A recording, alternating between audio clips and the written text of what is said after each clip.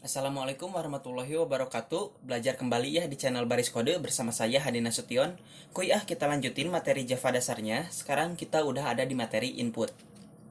Di video kali ini kalian akan belajar beberapa poin, itu ada library, ada scanner, buffer reader, dan juga kita tutup dengan kesimpulan.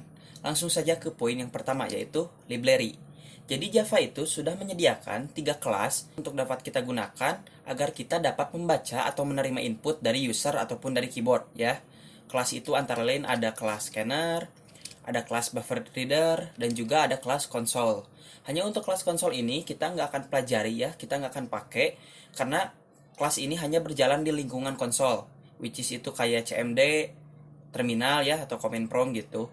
Karena sekarang kita ngodingnya di Eclipse ya, which is itu IDE, jadi kita hanya akan pakai kelas scanner atau kelas buffer reader, oke? Langsung saja ke kelas yang pertama, yaitu scanner. Jadi scanner ini adalah kelas yang menyediakan fungsi-fungsi untuk mengambil dan membaca input dari keyboard. Scanner dapat membaca input berupa tipe data primitif dan juga string. Scanner berada di dalam paket java.util atau utilitas. Untuk dapat menggunakan scanner itu ada dua tahap ya. Pertama, kita itu harus import library-nya, kita harus panggil kelas scanner-nya. Setelah dipanggil kelasnya, lalu kita harus buat objeknya, yaitu instansiasi objek dari kelas scanner. Wah, gimana nih? Tenang ya, kita langsung praktekkan sekarang biar lebih paham. Nah, sekarang kita udah di Eclipse ya. Saya juga minta kalian buat bikin Java project baru dengan dua kelas ya. Kalau saya sih kelas pertama itu namanya input scanner, kelas kedua itu input buffer reader, oke? Nah, jika kalian udah bikin kelas, saya minimize ya. Sekarang kita akan mempraktekkan cara menggunakan scanner di Java. Pertama itu kan tadi kita harus apa? Harus import library ya. Kita import dengan cara seperti ini, java.util.scanner. Nah, kayak gini. Ini itu adalah import kelas scanner ya, atau library scanner. Ini kita import itu kan ada di bagian import ya, setelah package, setelah deklarasi package, kita gunakan keyword import. Kita panggil package yang bernama Java, di dalamnya itu ada package yang bernama util atau utilitas, di dalamnya itu ada kelas scanner, akhiri dengan titik koma. Oke? Setelah dipanggil nih kelasnya, kita harus bikin objek dari kelas itu gitu. Nah, cara bikin objeknya itu gampang banget. Pertama kita pakai keyword new kayak gini, lalu kita panggil konstruktor dari kelas scanner. Konstruktornya itu kayak gini. Nah, buat kalian ya yang belum mengerti atau belum tahu apa itu konstruktor, instansiasi atau bikin objek, tenang aja dulu. Kita akan belajar itu di Java OOP. Jadi sekarang kalian ikutin aja dulu, nanti ketika belajar OOP itu akan relate gitu ya. Sekarang new scanner ya, ini itu konstruktor dari kelas scanner. Nah, konstruktor ini kita kasih argumen dengan kelas system. Seperti di video output ya, kan kelas system itu untuk memanggil konsol di OS kita. Jadi sekarang kita panggil konsolnya, lalu kita kasih tahu bahwa kita akan melakukan proses input. Jadi atribut yang dipakai itu adalah in, system.in, oke? Akhiri dengan titik koma. Nah, ini adalah proses proses instansiasi kelas scanner ya. Kita bikin objek dari kelas scanner. Udah ada gini doang. Hanya kalau gini doang ya, kalau cuma begini itu akan ribet dipakainya gitu, akan susah. Jadi kenapa enggak kita ya pindahkan si objek ini ke dalam sebuah variabel agar mudah digunakan. Jadi kalau gitu kita bikin variabel yang tipe datanya itu adalah tipe data referensi berupa kelas scanner. Kita kasih nama variabel ini dengan nama input ya. Kalau saya biasanya pakai input. Ada yang scanner itu dengan SC ya. Kebanyakan ini general ya, SC gitu. Kalau saya biasanya input. Bebas aja. Nah, kalau udah gini enak nih tinggal pakai kelas scannernya. Kita pakai buat bikin apa ya? Kita bikin program aja ya, kayak di episode sebelumnya, variabel. Kita bikin program untuk menampilkan biodata kita. Jadi di sini biodata. Oke? Nah, bedanya kalau di episode variabel kan itu kita mengisi datanya langsung di program. Karena sekarang berhubung kita membahas input, maka kita isi datanya oleh kita sendiri langsung di konsol. Oke, penasaran? Langsung saja. Sekarang kita harus bikin si sistemnya itu atau si komputernya nanya ke kita. Nama Anda kayak gini. Lalu kita lakukan hal yang sama untuk alamat dan juga umur. Cukup 3 aja ya. Ini ada umur, lalu ini alamat. Nah, setelah ini kita buat variabel kan untuk menampung data dari nama kita. String nama ya kayak gini. Lalu kita lakukan hal yang sama untuk umur dan juga alamat. Untuk umur ini kan integer. Lalu di sini ada umur dan ini ada alamat. Nah, kayak gini ya.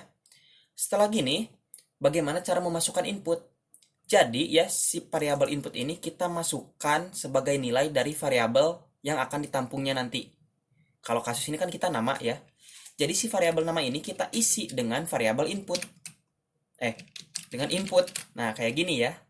Setelah ini ya, si input ini itu merepresentasikan kelas scanner. Maka kita bisa mengakses metode dan atribut yang ada di kelas scanner. Jadi setelah input ini diisi ya, dimasukkan ke dalam variabel nama, lalu kita akses suatu metode yang bisa menghandle input kita. Itu namanya adalah next.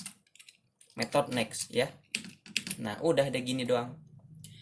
Kita lakukan hal yang sama untuk alamat. Kayak gini, kita isi nilainya dengan input.next. Nah, berhubung ini adalah tipe datanya integer ya, jadi data yang akan ditampung oleh kelas scanner itu adalah integer, kita nggak bisa pakai kita nggak bisa pakai metode next.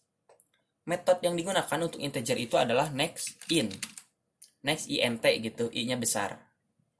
Kalau double ya next double, ya bisa dieksplor sendiri, itu metode-metodenya banyak. Nah, kalau untuk string itu cukup next aja.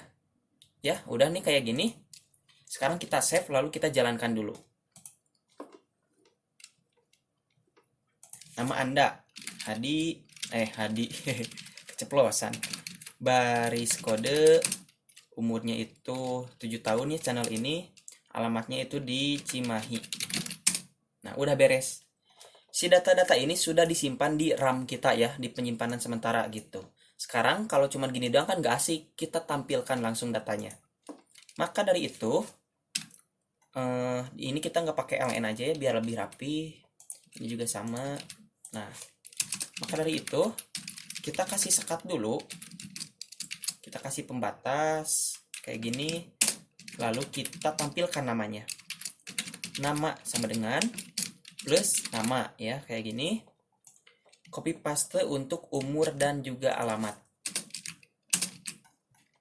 Di sini ada umur, ini ada alamat. Ini juga sama, variabel umurnya kita copy paste ya, hubungkan dengan string umur. Ini juga sama. Nah, kayak gini. Lalu kita save dan juga jalankan. Nama itu adalah baris kode. Umurnya 7, alamatnya Cimahi. Nah, kayak gini. Ya. Lebih asik kan gitu ya, sedikit lah asik itu buat contoh. Cuman saya akan kasih satu contoh lagi ya. Coba kalian perhatikan. Di sini kan saya input namanya itu satu kata ya. Baris kode tanpa spasi. Jadi dianggapnya satu kata. Coba saya jalankan lagi dan saya input 2 kata ya, atau menggunakan spasi. Baris spasi kode. Akan ada error. Kenapa? Karena kita pakai metode next. Next ini hanya menganggap atau mengambil satu kata saja. Kalau mau 2 kata atau seterusnya ya, kan pasti nama itu panjang, bukan satu kata doang. Kita gunakan metode next line kayak gini, L-nya besar. Save lalu kita jalankan. Kita coba lagi ya, baris spasi kode. Nah, umurnya 7, ini Cimahi. Kan aman ya. Nah, itu adalah penggunaan dari scanner. Gampang dong, gampang banget. Kita pertama import ya kelas scannernya. Lalu kita bikin objek dari kelas scanner ya. Kita bikin objek ya dari new scanner system.in. Objeknya ini kita masukkan ke dalam sebuah variabel yang namanya input, tipe datanya itu scanner. Oke? Setelah itu cara pakainya, kita tinggal masukkan aja input. Lalu kita pakai metode sesuai tipe datanya yang akan ditampung nanti apa. Oke? Kayak gitu doang. Gampang nih, gampang banget. Kalian bisa explore sendiri ya untuk tipe data yang berbeda atau untuk variasi lain, silahkan. Kita lanjut ke buffered reader. Nah, ini buffered reader ini penjelasannya sama seperti scanner, hanya buffered reader ini memiliki kelebihan, dia itu bisa membaca bukan dari keyboard saja, melainkan dia juga bisa membaca data dari file gitu. Buffered reader dapat membaca input berupa karakter dan file. Jadi untuk membaca tipe data primitif, itu dia nggak bisa gitu, nggak ada metodenya. Lalu buffered reader ini adalah berada di dalam paket java.io. Kalau tadi kan scanner ada di mana sih? Di util ya, utilitas. Kalau buffer reader ini ada di I/O atau input output. Nah, buffer reader ini dia itu kelas yang nggak bisa berdiri sendiri. Karena si konstruktor dari kelas buffer reader ini mengembalikan nilai berupa objek dari kelas input stream reader. Ya, maka kelas buffer reader ini membutuhkan kelas input stream reader. Maka dari itu cara menggunakannya sedikit berbeda, sedikit ribet malah. Pertama, kita harus import 3 kelas sekaligus. Itu kita harus import kelas buffer reader, lalu kita import kelas input stream reader, lalu kita import kelas IO exception. Ya, 3 kelas yang dipanggilnya. Setelah itu, jelas dong, kita bikin objek dari kelas input stream reader, lalu kita bikin objek dari kelas buffer reader. Ya, langsung saja kita praktekkan biar lebih paham. Nah, sekarang kita pindah ke kelas buffer reader ya. Tadi itu apa? Kita tuh harus import 3 kelas sekaligus ya. java.io. Nah, kita input IO exception ya. Kalau nggak berurutan juga nggak apa-apa. io.input stream reader. Lalu import java.io. Apa lagi nih? Buffered reader ya. Nah, kalau udah diimport, sekarang kita bikin objek. Sama ya seperti di scanner. Pertama, kita bikin objek untuk input stream reader. Kita copy paste aja ya. Ini tipe datanya kelas input stream reader. Namanya itu IRC. Lalu kita bikin objeknya. Nah, kayak gini. System.in ya. Sama seperti scanner, hanya beda nama kelas. Oke? Setelah ini, lakukan hal yang sama untuk buffer reader. Paste, kita kasih nama input sama dengan new. Kayak gini. Nah, bedanya untuk objek buffer reader ini, argumen di konstruktornya itu dikasih IRC gitu, dikasih variabel IRC, bukan system.in. Nah, kayak gini doang. Udah deh. Ya, coba diperhatikan. Kita bikin objek yang dimasukkan ke dalam sebuah variabel namanya IRC. Lalu IRC ini akan menjadi nilai dari argumen ini gitu, dari kelas buffer reader. Karena tadi kan saya bilang, udah saya sindir bahwa kelas ini nggak bisa berdiri sendiri gitu, butuh bantuan kelas input stream reader gitu. Cuman kalau gini, menurut saya ini redundan ya. Coba kalau kita pindahkan objek ini ke dalam sini, kayak gini, maka kita nggak akan perlu bikin 2 variabel, cukup 1 variabel gitu. Nah, kayak gini doang, lebih simple, lebih mudah ya. Coba diperhatikan. Tipe datanya itu kelas buffer reader, namanya bebas ya, saya ini input. Lalu kita bikin objek dari kelas buffer reader. Nah, argumennya itu dikasih objek dari kelas input stream reader. System.in jangan lupa gitu. Untuk buffer reader saya akan kasih contoh program yang berbeda ya. Kita akan bikin program untuk menghitung luas atau apa ya, volume aja deh. Volume tabung. Kayak gini. Nah, sama seperti tadi ya scanner, kita masukkan dulu datanya, kita input dulu. Masukkan nilai R atau jari-jari. Kayak gini. Jangan pakai ln biar rapi. Lalu lakukan hal yang sama untuk variabel tinggi. Ya, di sini T. Ini tuh tinggi. Nah, kayak gini. Setelah itu, kita harus bikin variabel. Tipe datanya double. Itu namanya R, namanya T, dan juga V ya. Untuk volume. Jari-jari, tinggi, dan juga volume. Nah, di sini, lalu kita masukkan aja R sama dengan input dot read. Nah, kayak gini ya. Coba kayak gini dulu. Apa nih yang error? Oh iya, lupa. Gini, untuk menggunakan kelas bufferedReader, kita itu wajib menambahkan IO exception. Jadi ya, di pinggir main ini, kalian tambahkan keyword throws, lalu copy paste nih kelas ini. Nah, ini wajib gitu, kalau enggak error kayak tadi, ya. Udah kayak gini ya, saya contohkan dulu. Lalu saya cetak nilai dari R. Ini hanya contoh saja ya. Ada yang ingin saya perlihatkan pada kalian. Save, udah kayak gini, aman. Lalu kita jalankan. Masukkan nilai R. Saya kasih 3. Harusnya kan nanti keluarnya 3 ya. Karena saya di sini cetak R. Tapi ini keluarnya 51 gitu. Kenapa ya? Padahal kan saya input 3. Kenapa keluarnya 51? Nah, ini adalah keunikan atau ciri khas dari bufferedReader. Karena bufferedReader ini dia itu tidak mempunyai metode untuk membaca tipe data selain karakter gitu. Di sini kan R itu double, ya. Jadi untuk membaca tipe data double itu dia nggak bisa. Yang tadi kita input 3 itu ya, dia anggap sebagai karakter 3 gitu, ya. Kan kita input 3 ya sebagai double, tapi dia anggap itu sebagai sebuah karakter tipe datanya. Maka ketika saya tampilkan di sini ya, yang dia tampilkan 51 itu adalah nilai atau kode ASCII ya untuk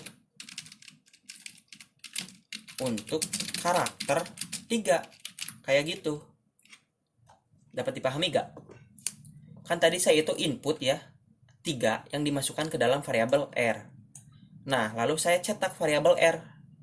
Kalau dicetak kan harusnya nilainya 3, tapi tadi keluar 50.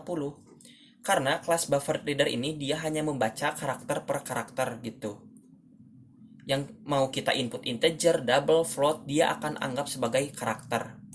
Dan dicetaknya itu adalah kode ASCII ya untuk karakter dari 3, which is itu adalah 51 kayak gitu ya. Kalau gitu gimana dong buat menangani input berupa integer? Tenang aja, ada suatu cara ya, ada caranya pasti. Selalu ada jalan keluar. Di sini saya hapus lagi ya. Nah, karena metode read di sini itu lain lagi gitu. Maka di sini kita hapus ya. Kita harus tambahkan kelas lain yang namanya itu kelas integer. Oke, sama seperti merubah tipe data, kita gunakan metode parseIn. Kayak gini. Lalu nilai dari parseIn ini kita masukkan variabel input. Input.readLine. Nah, kayak gini ya. Coba diperhatikan. Variabel R ini kita isi dengan kelas integer, metodenya parseIn ya. Input.readLine. Kalau di scanner kan kita itu tadi pakai metode next ya, next atau next line. Kalau di bufferedReader bedanya kita pakai read atau readLine gitu ya. Itu bedanya. Terus kan ini itu bakal berupa karakter ya. Nilai ini bakal berupa karakter. Dia itu bakal dikonversi berupa integer oleh metode parseIn ya, dari kelas integer kayak gitu. Maka kita bisa melakukan tambahan atau matematis ya untuk nilai R ini nanti. Gitu ya. Kita lakukan hal yang sama untuk T. Di sini T kayak gini. Oke. Di sini kita cetak V volumenya. Volume itu apa? Volume itu adalah V sama dengan rumus volume tabung itu ya, kalau nggak salah kan P kali R kali R kali T gitu kan. Saya tadi searching dulu. Maka P-nya saya pakai P aja yang udah ada di Java gitu. Ada di kelas yang namanya math P. Nah, kayak gini. Lalu kita kali dengan R, kali dengan R, kali dengan T. Nah, udah deh beres. Coba ya. Save lalu kita jalankan. Nilai jari-jarinya saya kasih 3, tingginya itu 10. Nah, ini adalah volume tabung untuk jari-jarinya 3, tingginya 10. Ya, biar lebih rapi saya tambahkan lagi di sini volume tabung. Nah, kayak gini. Save. Lalu kita jalankan lagi. ininya T3, ini 10. Nah, kayak gini ya. Nah, tadi kan untuk saya kasih contoh untuk integer. Kalau string gimana? Maka kita akan praktekkan langsung. Untuk string, misalkan ya, kita memasukkan apa ya, nama. Kayak gini.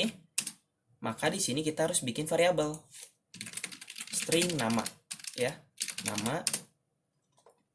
Maka di sini langsung saja nama sama dengan, nah, kalau string langsung saja input.readline.